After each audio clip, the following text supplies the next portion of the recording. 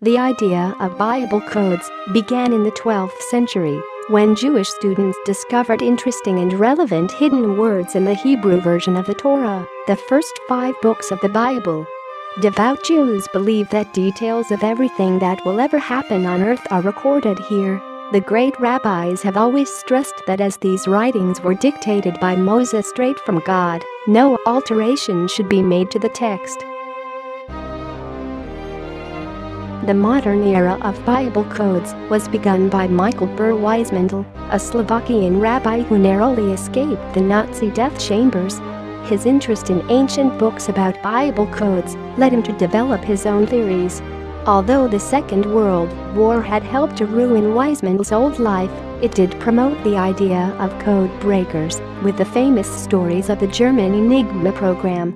It also marked the beginning of microcomputers, and many Torah scholars, fascinated by Wiseman's ideas, were able to harness complex technology to further the research into Bible codes.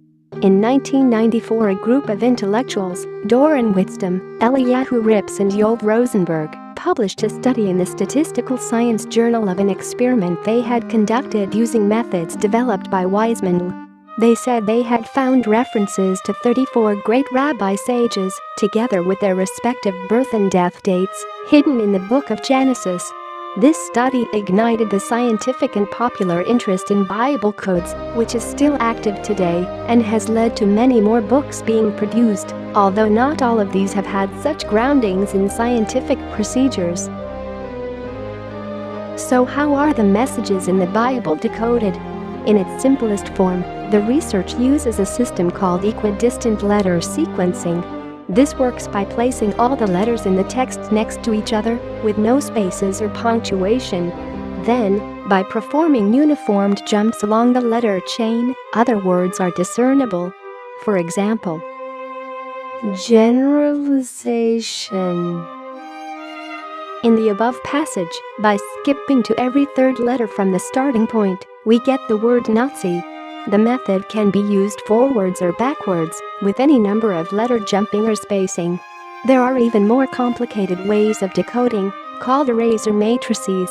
They are a two-dimensional presentation of the text, rather like a word search puzzle, which contain hidden words in different directions.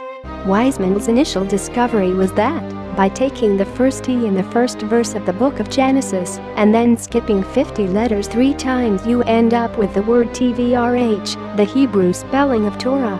This finding applies with the same 50 letter skips in the first verses in the book of Exodus and Numbers. More recent research has shown references to Hitler, Mein Kampf, and other historical events.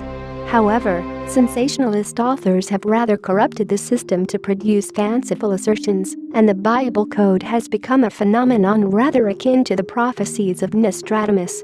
Subsequently, some researchers have tried to use it as a method of foretelling the future. Many code enthusiasts believe it is not supposed to be seen as a way of deducing our fate, but should be seen as proof that the Torah was actually written by God, who had knowledge of all that would come to pass. They say that searching the text for references to future events that might occur is not valid, because if they fail to happen, then they would just be random word formations. Many people believe the valid details that do seem to appear in the Bible code are merely random words which just happen to correspond to a real event. Certainly, there is a huge body of skeptical statistical and computer experts in the scientific world.